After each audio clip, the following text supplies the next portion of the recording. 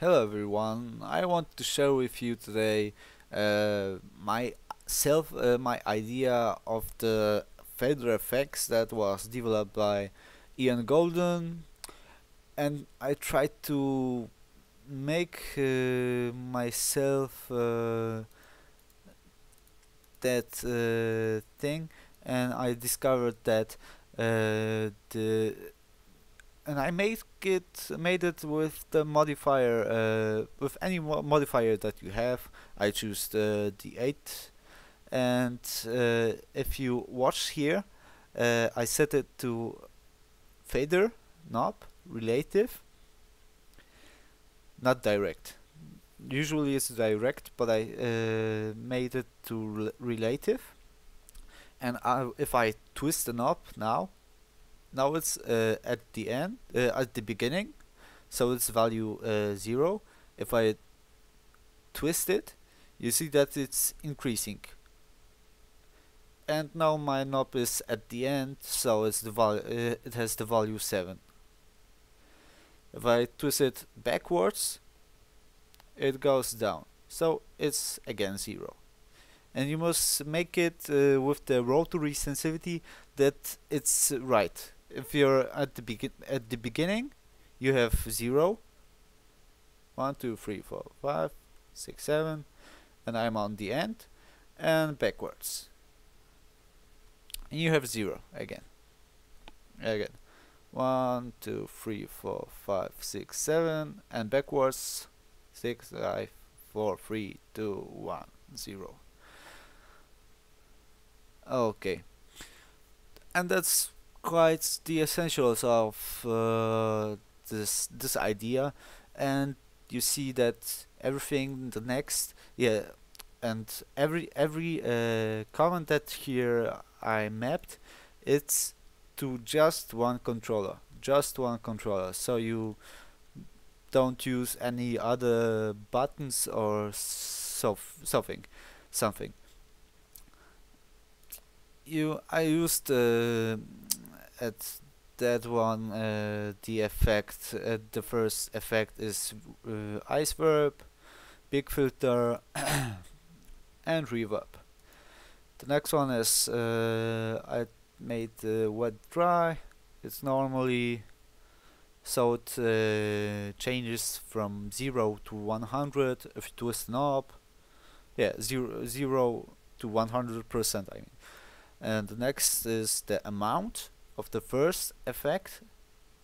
If you twist it, it goes also with how the wet dry from 0 to 100%. Also is with the second effect. The third effect is quite different because it changes its value if the modifier has the value 4, 5, 6, or 7. You see it now. 4, 5, 6, or 7. You see it? That is fader, and it could be direct, but I use relative. Okay. The next one is that the amount of the second and the third value of the modifier, I set it to 0.5 button direct.